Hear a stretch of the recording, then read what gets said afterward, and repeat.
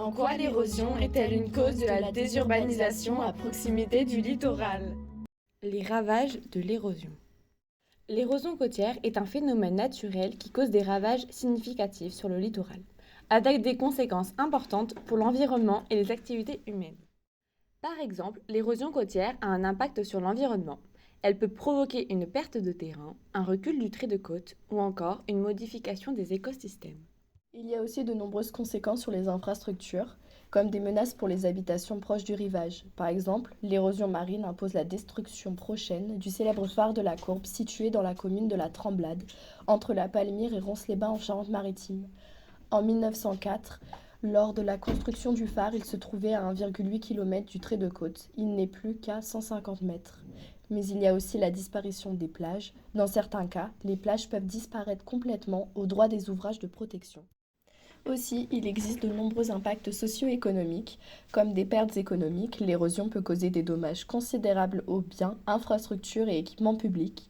Il y a de la menace pour le tourisme. L'économie du sable est affectée lorsque les plages sont emportées ou menacées. Puis, il y a les coûts de protection. Des investissements importants sont nécessaires pour protéger les zones côtières vulnérables. L'érosion côtière a un impact important.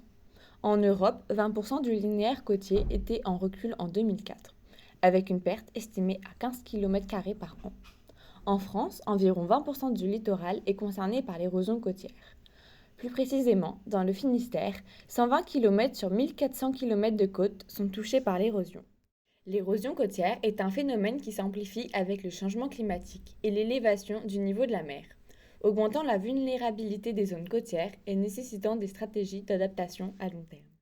Les roches s'altèrent-elles? Nous avons donc réalisé une expérience pour savoir si les roches s'altèrent à cause de l'eau salée et si oui, lesquelles. Nous avons observé que dans l'eau salée à 7 g de sel pour 500 ml, en réalité dans la mer ce sont 35 g pour 1 litre de sel, le calcaire se sature en ions au bout de 7 jours d'expérience.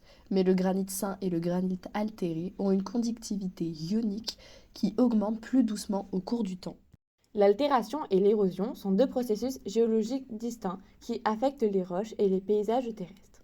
L'altération est un processus statique qui modifie les roches sur place sans déplacement. Elle comprend l'altération mécanique et l'altération chimique.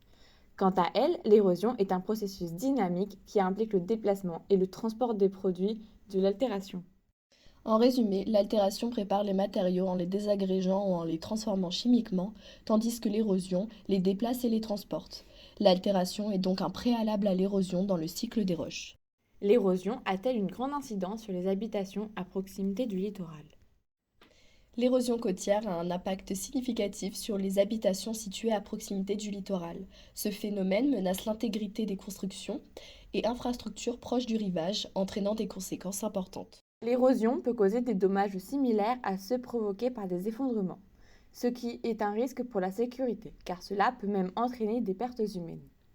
Par exemple, la résidence Le Signal à Soulac-sur-Mer a dû être évacuée en 2014 à cause du risque d'affaissement, alors qu'elle avait été construite à 200-300 mètres de la mer dans les années 1970. Sur certaines portions de côte, le recul du haut de falaise menace à court terme les chemins de randonnée et à moyen terme la seconde ligne de maisons. D'ici 2100, au moins 50 000 logements seront affectés par ce phénomène en France.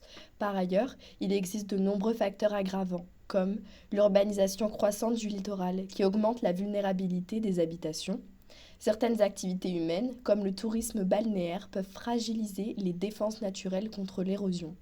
En conclusion, l'érosion côtière représente une menace sérieuse et croissante pour les habitations situées à proximité du littoral, nécessitant des mesures d'adaptation et de prévention de la part des autorités et des résidents concernés.